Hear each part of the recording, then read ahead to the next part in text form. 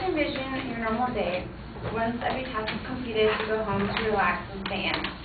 You notice that your kid brother or sister decides to go out with a friend to go and get some ice cream.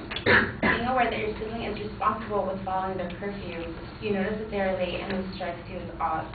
At the moment you know that something has gone wrong, you and your first instinct is to call the police. The police assure you that everything is okay and it probably is a simple rebellious act. Half an hour later, a phone call sends a chilling effect down your spine, and as you put the phone to your ear, you hear the words, "I'm sorry to inform you that your sibling has been in a deadly car accident." This is the exact story of what happened to the daughter of Dr. Betancourt, 16-year-old Alicia. In the weeks after Alicia's death, her father found himself on the internet searching for anything he could find on teenage driving. Among all the information, he learned that teenagers not only have the highest crash and fatality rates of any age group, but 16-year-olds specifically are at the greatest risk.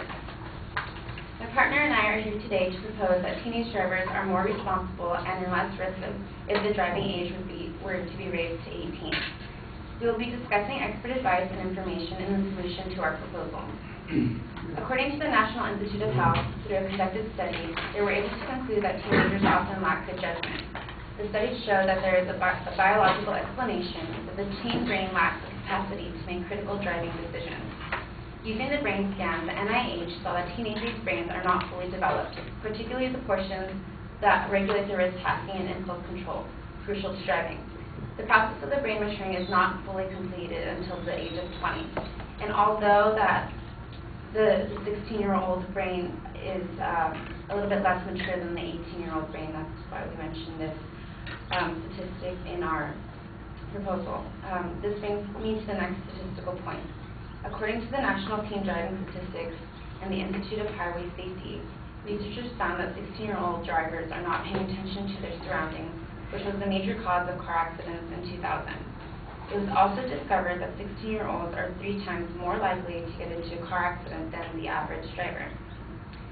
Lastly, in 2006, the Pacific Institute for Research and Evaluation saw that 974,000 car accidents occurred involving drivers between the ages of 15 to 17. Some attempts have been made to reduce teen driving deaths. About 44 states and the District of Columbia now have something called the Graduated Licensing Program, which was established in 1997 in the state of California, and this is for young drivers which have restrictions on everything from how late they can drive at night to how many passengers they can carry. And although the graduated licensing laws have lowered the rate of teen deaths by as much as 25%, Dr. Runge, head of the National Highway Traffic Safety Administration, and other safety experts say a lot more needs to be done. A growing number of people think raising the driving age would save lives. They look to Europe, where in most countries you have to be 18 to drive, and the fatalities are much lower. However, in the United States, there is less public transportation and more dependence on cars, and each state makes its own law. Then, also, a poll was conducted by CNN and USA Today, and they have concluded a study asking parents around the country if 16-year-olds are too young to drive, and the results are actually pretty surprising. Americans increasingly favor raising the driving age.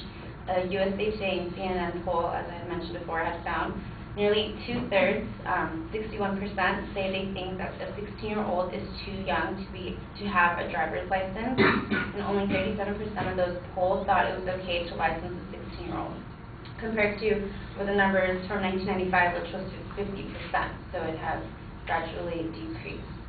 So overall, today, my partner and I will be discussing how raising the driving age will reduce the number of fatal accidents, help the environment, and it could even possibly be good for health. And our solution overall is that to this deadly action is to raise the age of teen drivers. Teens 17 and a half and older will be allowed to obtain a permit within 6 months of experience, and are only allowed to drive with a person 25 or older, which is the current law of the 15 and a half permit drivers today. Once reaching the age of 18, teen drivers will have the same current laws apply to 16-year-old drivers today.